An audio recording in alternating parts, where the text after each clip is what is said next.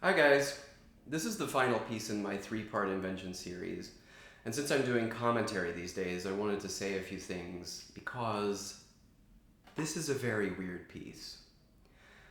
Many of you will know that the two and three-part inventions were originally pedagogical pieces intended for Bach's eldest son, Wilhelm Friedemann.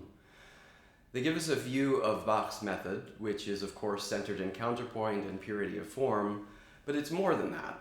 From the preface to the first edition, he talks about learning to play cleanly, starting with 2 parts, then 3 parts. But then he says, along with this, not only to obtain good inventions, which we presume to mean ideas, but to develop the same well.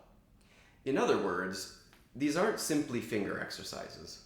They are as musically interesting, expressive, and occasionally profound as some of Bach's more complex masterpieces.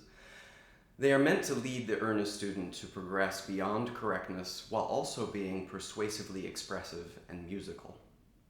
So, leave it to Bach to finish this 30-part series with something completely different.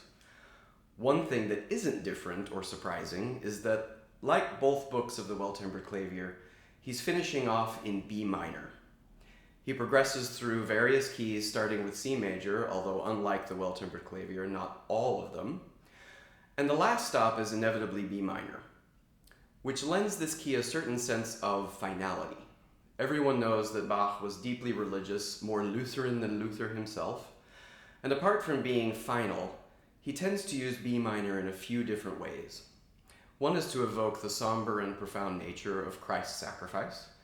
The other is to represent in some form the opposite, which is devilishness or mischief, which is a fitting pairing given that the Christian Lord of Hosts is in some sense defined by Satan. This piece is an example of the devilish B minor, but that's not what makes it weird. Every Bach piece I've practiced is a puzzle. Some are more obvious than others, but this one took about a month before I had the holy crap moment. All of the other three-part inventions have a pretty standard way of presenting the main musical idea. The first statement of the idea is in the key of the piece, and then played in another voice at either the fifth or the octave, and then again in another voice. So 3 parts. Usually the statement doesn't change much until all 3 voices have made themselves clear, at which point he proceeds to chop things up, slice and dice, turn upside down, etc., until there's a series of restatements at the end. In this invention, you have this sort of ominous opening musical idea.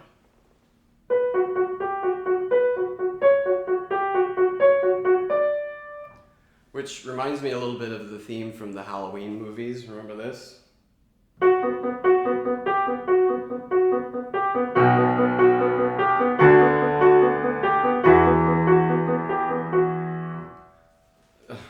This does indeed get restated at the octave below, but then it kind of starts over.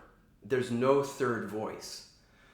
Underneath the ominous theme, there's another subject, a melody that kind of depressingly hovers around B and then doesn't really go anywhere.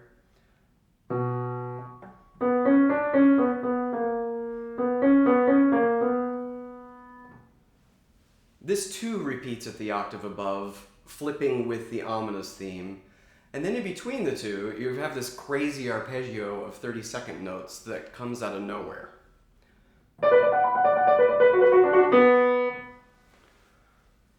Not only that, it's rhythmically distinct. Here, Bach is doing something I've never seen him do before. He is playing with hemiola, which, for those of you who don't know, is a way of changing rhythm by exploiting the nifty fact that 6 beats can be divided by 2 or 3. He treats this arpeggiated gesture in a bunch of different ways.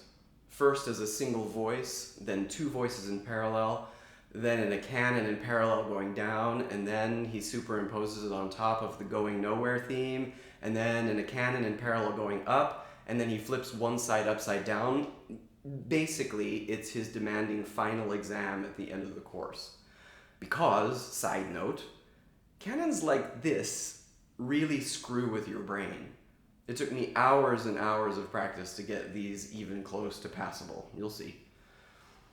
But the lingering question was, where are the three parts? At which point I had the oh crap moment. There are three parts in the form of three distinct musical ideas rather than the same musical idea sung in three voices. It's this kind of cleverness that makes Bach endlessly fascinating for me and made for a great ending of a project that, as usual, took me a lot longer than I ever expected. I hope you enjoy it.